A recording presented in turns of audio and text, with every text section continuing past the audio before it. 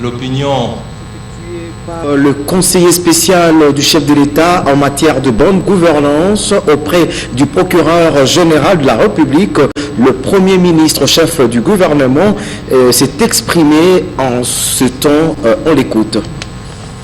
Tant national qu'international, formé, général à repère de bonne gouvernance, des luttes contre la corruption, le blanchiment des capitaux et le financement du terrorisme. Cette démarche consiste, comme l'a précisé le procureur général de la République, en une dénonciation. Il ne s'agit donc pas d'une plainte ni de faits résultant des enquêtes menées par des services attitrés. Le procureur général de la République ajoute par ailleurs que le dossier ne porte aucun nom et que tout ce qui se raconte n'est que rumeur. Il met aussi en garde ceux qui crient et qui citent les gens sans en avoir la preuve.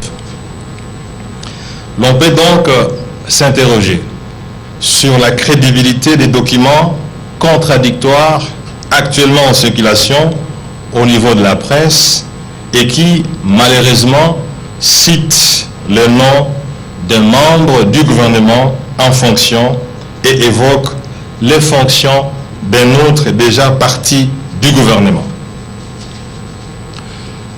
Dans tous les cas, il convient de rappeler que l'action que nous menons sous le leadership de son Excellence Monsieur le Président de la République, chef de l'État, depuis qu'il lui a plu, il y a un peu plus de 5 ans, de nous élever successivement en fonction du ministre des Finances et à celle du Premier ministre, démontre notre attachement à la bonne gouvernance, à la lutte contre la fraude, la corruption et le détournement des deniers publics. Sur cette base, nous ne pouvons donc tolérer des incartades, surtout de la part des membres du gouvernement que nous dirigeons et de nos proches collaborateurs. Ainsi, notre adhésion à l'impérieuse nécessité de renforcer le mécanisme juridictionnel et institutionnel de lutte contre la mauvaise gouvernance, la fraude, la corruption et le détournement des deniers publics est sans faille. Au demeurant, nous apprécions et appuyons la démarche menée auprès du procureur général de la République par les conseillers spéciaux.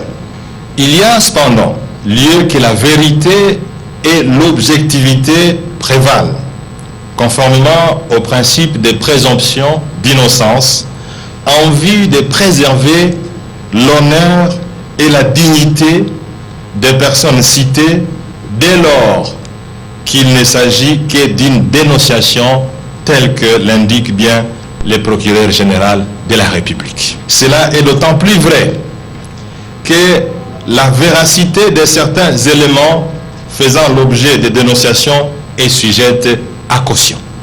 À titre d'exemple, l'achat de bus supplémentaires pour Transco n'a pas du tout été fait gré à gré, et vous le savez tous.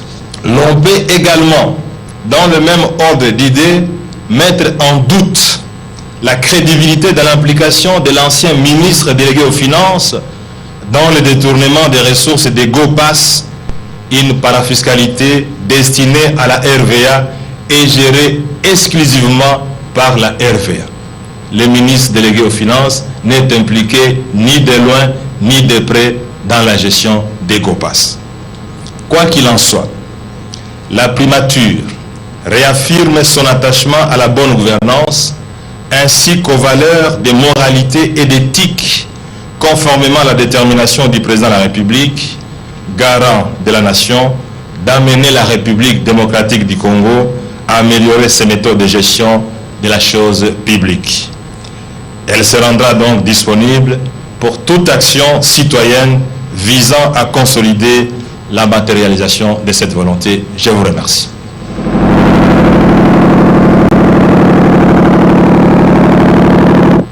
Des médias qui étaient face à la presse, le porte-parole du gouvernement est revenu sur la tenue du dialogue. Par contre, difficile de s'exprimer sur la date. C'est à l'initiateur de l'arrêté, a-t-il martelé à la presse. Commentaire signé Médard Mbouyal Mangal.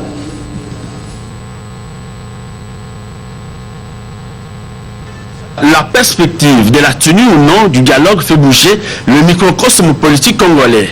Le sujet vaut son pesant d'or. Les uns et les autres se positionnent pour réaffirmer ou soutenir leur point de vue. Tous s'accordent sur l'urgence à organiser ce dialogue-là. Seulement voilà, il y a encore des questions sans réponse. Quel est le contenu à donner à cette réunion politique? Cette réunion de la dernière chance aura-t-elle réellement lieu? Face à toutes ces questions, Lambert Mende a laissé planer le doute. Et pour cause, seul le président Joseph Kabila pourrait déterminer les modalités et les mécanismes d'opérationnalisation du dialogue. Pour l'instant, les consultations se poursuivent et il y a encore des raisons d'attendre. Que jusqu'au moment où nous parlons, le président de la République, Joseph Kabila Kabange, n'a pas encore fini avec les consultations des différentes composantes de la vie nationale et qu'il est quelque peu prématuré, voire même hasardeux, d'affirmer, comme d'aucuns n'hésitent pas à le faire, que ce dialogue aura lieu. À cet égard, je voudrais recommander une approche nuancée aux uns et aux autres sur la question. En d'autres mots, je voudrais inviter tous les protagonistes d'attendre que le président ait terminé les consultations qu'il a entreprises pour savoir s'il y aura dialogue national ou s'il n'y aura pas dialogue national. Et c'est lui seul, le président, qu'il annoncera dans ses conclusions des dites consultations. Un fait demeure vrai. Les élections de 2006 et de 2011 ont laissé quelque part un goût amer avec les violences qui s'en sont suivies. Le porte-parole du gouvernement des acteurs politiques congolais est d'avis qu'il faut éviter au pays de mauvaises expériences. Pour lui, le respect de la Constitution, c'est vider ce que l'on appelle désormais les arriérés électoraux. Il s'agit plutôt de prendre en compte un certain nombre de défis importants qui sont advenus postérieurement à ces concertations nationales. Notamment, le défi des besoins budgétaires exorbitants pour l'organisation réussie des élections de 2015 et de 2016 qui n'étaient pas, vous en conviendrez, à l'ordre du jour en 2013. Le problème du calendrier électoral global qui, aussitôt publié par la Commission électorale nationale indépendante, a été chahuté par l'opposition qui le revendiquait auparavant. Le financement du processus électoral, qui ne relève pas de la Commission électorale nationale indépendante, mais relève plutôt du gouvernement, de l'impératif de la sécurité du processus électoral, que le gouvernement doit garantir, mais que le gouvernement ne saurait garantir seul. Le gouvernement ne saurait garantir la sécurité des élections qu'avec la participation de la classe politique. Les uns trouvent le calendrier global naguère exigé à corps et à cri, soudain trop global, et plaident brusquement pour le retour à un calendrier partiel qu'ils avaient véhémentement contesté auparavant, en récusant la perspective de la tenue des élections locales et provinciales avant l'élection présidentielle.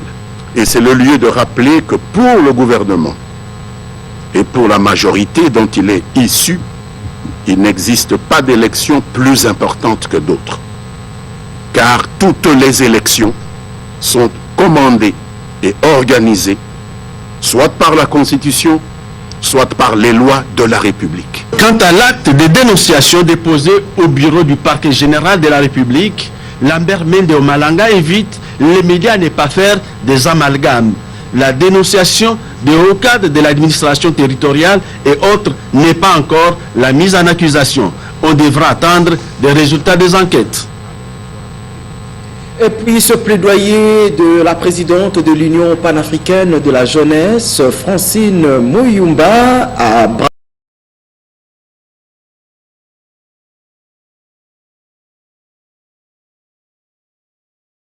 Congo-Brazzaville-La-Verte, reçu par le ministre de la Jeunesse. C'était à l'occasion de l'organisation des Jeux africains. Reportage signé Riki Nzuziloya Mayawel. Volontaire attendu à l'organisation des 70 d'Elzaville.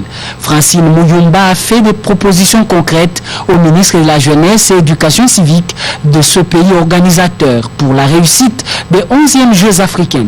Colline Makosso, en sa qualité de président du comité spécialisé de l'Union africaine sur la jeunesse, a appuyé l'initiative de la présidente de l'UPJ, qui envisage également la tenue prochaine d'un sommet des jeunes de toute l'Afrique, en prélude du sommet des chefs d'État et de gouvernement de l'Union africaine. Au ministère des Sports, qui pilote l'organisation des Jeux africains, Francine Mouyumba a expliqué le rôle que va jouer les jeunes volontaires dans la communication.